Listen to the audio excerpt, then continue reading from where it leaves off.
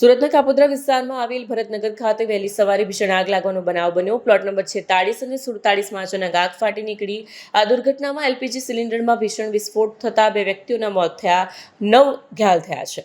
Fire વિભાગના જણાવ્યા અનુસાર લગભગ 5 વાગ્યે ફાયર કંટ્રોલ રૂમને ભરતનગર ખાતે આવેલી G+3 મકાનમાં આગ લાગી હોવાની જાણ કરાઈ હતી। ફાયર વિભાગની ટીમ ઘટનાસ્થળે પહોંચે તે પહેલા જ ઇમારતમાં રાખવામાં આવેલા એલપીજી સિલિન્ડરમાં ભીષણ વિસ્ફોટ થયો, જેના કારણે વિકરાળ સ્વરૂપ ધારણ કર્યું। આ દરમિયાન ફસાયેલા લોકોને સલામત રીતે બહાર કાઢવામાં આવ્યા। બચાવ કામગીરી દરમિયાન કુલ 11 લોકોને બહાર કાઢવામાં આવ્યા। 2 લોકોના મોત થયા છે, જ્યારે 9 લોકોને સામાન્ય ઇજાઓ પહોંચી છે, જેમને સારવાર માટે ખસેડાયા છે। આ તમામ સિલિન્ડર વધુ કાર્યવાહી અર્થે પોલીસ વિભાગને સોંપવામાં આવ્યા છે। પ્રાથમિક તપાસમાં ઇમારતમાં વિવિધ ખાતાઓ ચાલતા હોવાનું પણ સામે આવ્યું છે। પોલીસે વધુ તપાસ હાથ ધરી છે।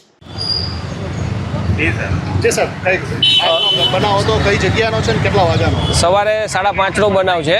આપણે ભરતનગરમાં ખાતા આવેલા છે। ખાતા નંબર છે 46-47। તેમાં કોઈ અગમ્ય કારણસર આગ લાગેલી, જેની અંદર વિભાગને જાણ થતાં ફાયર વિભાગને તરત જ 4 ફાયર સ્ટેશનની ગાડી ઘટના સ્થળ પર મોકલી આપેલી।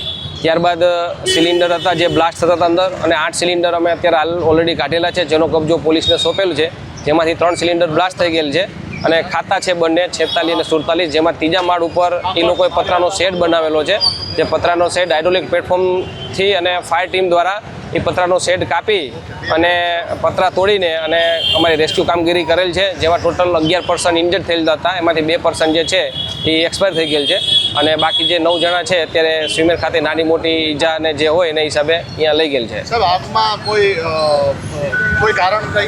કારણ જાણવા મળેલ નથી, પણ આગ ઓલાવતા દરમિયાન અમારે એક ફાયર માર્શલ છે જેને નોર્મલ ઈજા થયેલ છે, હાથમાં લાગેલ છે, તો એને પણ અમે સ્વિમેર રવાના કરેલ છે। અને ઘટનાની અને ફાયર કોલની ગંભીરતાને જઈ ફાયર ખાતાના અમારા વડાશ્રી, ચીફ ફાયર ઓફિસર શ્રી સહિતની પૂરો ટીમ જે ઘટના સ્થળ પર હાજર હતી અને અત્યારે અંડર કંટ્રોલ છે। અને જે પણ બ્લાસ્ટ થયેલા સિલિન્ડર છે એલપીજીના, એ અમે પોલીસને હેન્ડઓવર કરેલ છે તપાસ માટે।